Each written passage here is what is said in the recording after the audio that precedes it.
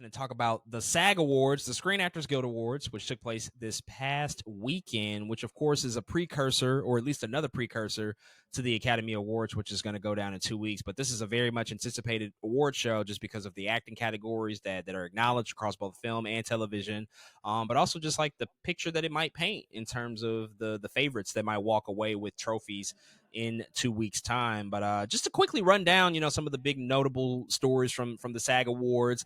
On the television side of things, I think we saw a lot of what was sort of predicted to be the case. Succession, The Bear, Beef, all won big. We saw Ali Wong and Steven Yeun both win for outstanding lead performances in Beef, and also Jeremy Allen White, Ayo Edebiri, both won for The Bear.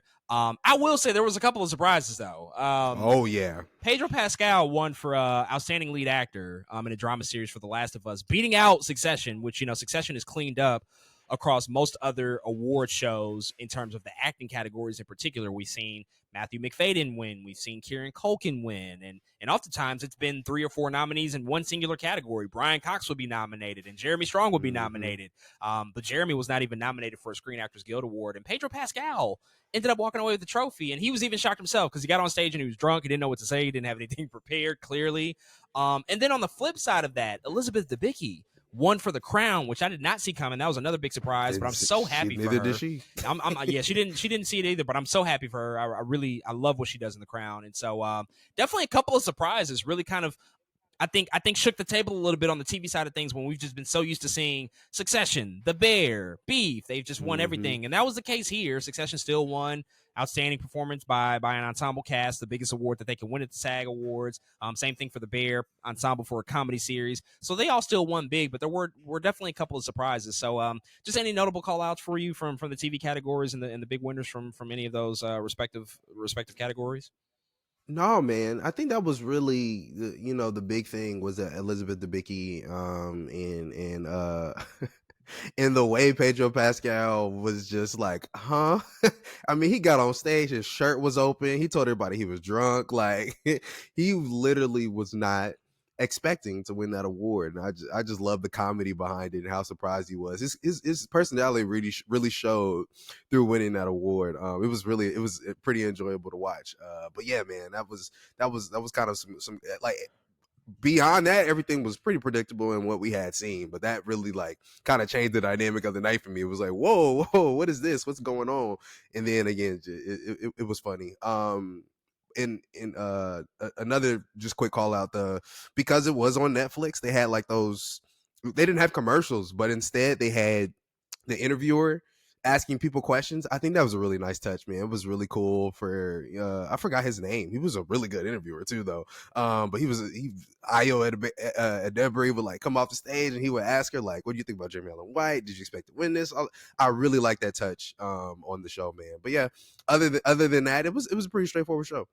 Yeah, the best part about Pedro winning, I mean, the stuff on stage was funny, but the even funnier element to it is this friendly rivalry between him and Kieran Culkin. They constantly call each other out every time because Kieran has been winning almost everything, and he talks shit to Pedro, and obviously they know each other. They're very friendly, but that continues into the SAG Awards, and so it was nice to see that. But moving on to the movies, again, which was kind of, I think, where a lot of the attention was paid. Again, just largely due to the fact that this could potentially, shape what we might see, or maybe also trick us into believing things that might not necessarily turn out to be true in a couple of weeks. But be that as it may, Oppenheimer, of course, wins big, took away 3 awards. It won the biggest award of the night, outstanding performance by a cast in a motion picture. Also, Robert Downey Jr. and Cillian Murphy won for their acting categories. On the opposite side of things, Da'Vine Joy Randolph won again for supporting actress for her role in The Holdovers. She's pretty much been winning everything up until this point. And then Lily Gladstone really stood out here and won Best Lead Performance by a female actor for the work that she did in Killers of the Flower Moon. Also, just want to call out Mission Impossible Dead Reckoning, which won Outstanding Action Performance by a Stunt Ensemble. That's another big award. And so they got a pre-show award before the main telecast on Netflix. But it's interesting here. I mean, Oppenheimer, of course, I think the front runner in most of the categories that we're seeing develop here, and not only this show, but other shows that we've seen. But even as we think about the acting categories, which up until this point, for a couple of them, it's been a foregone conclusion. I think in the case of David Joy Randolph and Robert Downey Jr., like pretty foregone conclusion.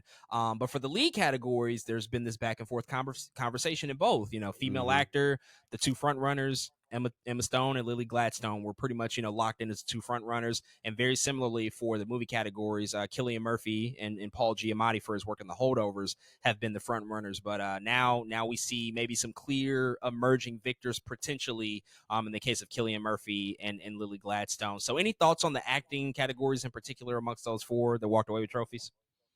Man, no. The what's so interesting, and these are again pretty expected. I think whether it's Killian Murphy or Paul Giamatti, I think they're both deserving. This is one of those times where it's like both front runners make sense to me. And same goes with Lily Gladstone and Emma Stone. I think what oh man, Lily Gladstone, I do want to call her out real quick. She has amazing speeches. It's different every time. Like she's never giving the same kind of speech and always killing her speeches. But again, whether I think whoever wins those four in upcoming Academy Awards, man, I think I'm going to be happy regardless. And part of me does want to, of course, Lily Gladstone make history, but also it's like, dang, what speech are you going to give at the Academy Awards? That might be different from what you already gave. So yeah, not too many thoughts, but yeah, I'm still pretty happy across the board. I have no doubt she's saving the best for last if she does indeed win. But you know what, it could be a dangerous game because you don't know if you're going to win, so you don't want Yeah. to you don't want to hold back your best Mm-hmm. speech in case you might not end up walking away with the trophy. But be that as it may, I think Davon Joy Randolph and her speech was phenomenal. I love that she writes her speeches. She's prepped I and love it. prepared. I think more people should probably write speeches. Even if you don't think you got a shot, you never really know, as we saw with Pedro and Elizabeth. Like you could always have a chance, so it might Mm-hmm. it might be nice to at least have some bullet points ready. You don't have to have a fully written Yeah. diatribe if it's not been in your favor, but maybe a couple of bullet points to just guide you.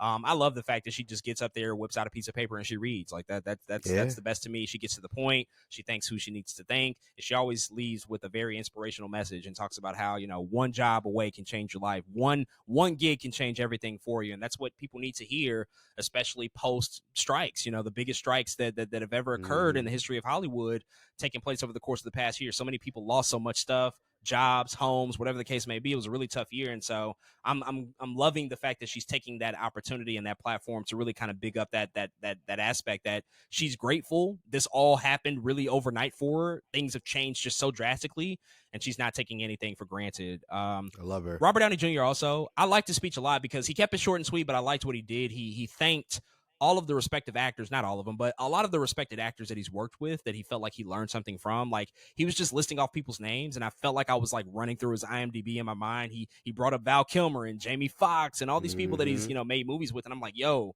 that's actually kind of crazy. Like he's worked with the best of the best, and now after all of the success he's accumulated, he can really He's sort of him. he can ride out this last sort of wave of success in terms of him being in the spotlight. That's not to say he's going to go away. Obviously, he's not, but this is kind of the culmination of just almost 40 years of work for him and just him being, Wow. indebted in this industry. And I just love like his difference in speeches as well, because he's not doing the same thing every single time either. Mm-hmm. But he's always him. He's always Robert Downey, and he's always. I mean, the guy is like really Tony Stark in real life. Like He really he's is. not It's playing a him. character. Like that's truly him, and people can tell he's the man of the hour. And he also got like the most grand introduction at the Academy class photo. He was the last person that they introduced, and it was a big moment, where everybody kind of welcomed him to that class photo. So great stuff there. Really excited for Lily Gladstone. That was a touching and emotional moment. And of course, Cillian Murphy, also just like a workhorse. Whether it's him or Paul Giamatti, again, they're both super deserving. And this is a great year for the categories. Like It's it's a great. pretty stacked year. Like you have some Mm-hmm. great performances across the board, really respected names, new faces that we haven't seen here before. I think it's a tremendous amount of diversity, not in just the ethnicity of the people, That too, though. that's one thing, but like in the work and the Yeah. showcasing of the work and the Mm-hmm. experiences in Hollywood, like you got the seasoned vet in Robert Downey Jr., but then you got the guy who's never really had an opportunity to lead in Cillian Murphy, now being at the forefront. Lily Gladstone, who's been working for a little bit now, but she's now coming into her own as an actress. Like this is really, I think, just taking up a really well-rounded group of actors, in particular for this award season. So I'm just happy to see that across the board. Last thing I'll ask you kind of touched on it. This was the first time I think Netflix ever telecast an award show live on their platform.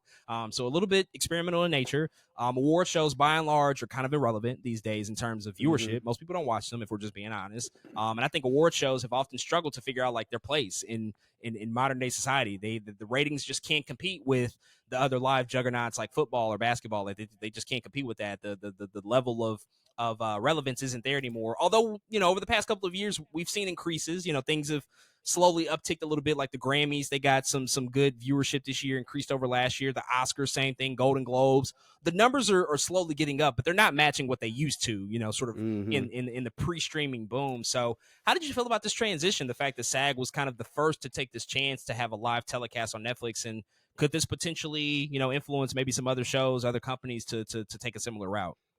Yeah, I actually welcome the idea a lot. The SAGs are not even the three shows that you said were under. They're not the Oscars, the Academy, or they're not the Academy Awards, the Grammys, or the Golden Globes. The SAGs have, people have never watched them as much as those. But on a platform like Netflix, where that's all over the world, and say you just click on Netflix and you're like SAG Awards, you know what I mean? And people don't watch it. It's like, oh, this is a crazy place, I think, to put it. It almost markets itself after that. You don't really have to say too much. Just put it on Netflix, and it kind of works. And I love that idea.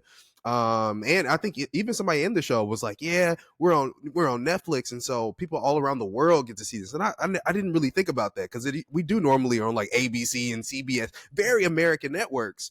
Versus here is like Netflix is worldwide. Like it's not really, they cater kind of to everybody. So I love that reach. I love the idea that people from all over the world, if Netflix is there, they can watch the SAG Awards. I thought that was a really, really cool touch. And again, I also like how they can be a little bit more explicit, where like they was up there cussing. It was crazy. I Oh was yeah, like, what? just say fuck. There's no limitations. We could just say Yeah, fuck. it was like ridiculous, man. They were like, oh yeah, we're on Netflix. I'm like, yeah, I guess you're right. We are on Netflix. So I kind of love that touch too. And the last thing I'll say, I actually like the way it was the camera work. I was like, I turned and I don't know why, but I was like, this looks really good. Like I remember turning to it and clicking on it. I was like, dang, this looks pretty fire. Like this is some pretty good camera work. Everything looks really professional, and so I was really happy about it. Like to me, it looked better than Golden Globes. You know what I'm saying? I was like, dang, this looks good. So yeah, I was pretty happy with the experiment. I don't know what the numbers are. Hopefully, they're good enough for other people to follow suit, man. Yeah, people weren't tripping over each other like they were at the Golden Globes. Like their Man, configuration they was knew where the stage was, just how to ridiculous. get Like, there. yeah, let's just get up, walk through the table, walk down the aisle, boom. We're at the stage. It wasn't this really complex configuration. I thought it was a good production, man. I think that they did what they needed to do. It's weird that it's taken this long for this to happen. Like Yeah. like Netflix has been here. Netflix has obviously been the forefront and the leader in the streaming space. And so the fact that like these other shows haven't considered really, leaning into Netflix even more to have that worldwide global reach is interesting. But I know, contracts at play, they have these relationships with networks, like obviously the Oscars. I mean, they just re-upped with ABC not too long ago. They're going to be on there, I think, until maybe 2027 through the 100th. I don't know. But it's going to definitely, I think, it's going to really influence, I think, just like the future of these shows, because they have to do something. Like they can't suffer these losses in the way that they have over the past decade or so, and Mm-hmm. just expect that things are going to magically all of a sudden create upticks year over year. Of course, you have to have really compelling movies and interesting narratives and star power. All of that helps, but also just the distribution is changing. It's changing drastically, and so I think as we move into the next phase of this, it'll be interesting to see if there's other partnerships that strike up. Of course, Golden Globes, they're going to have to look for a new home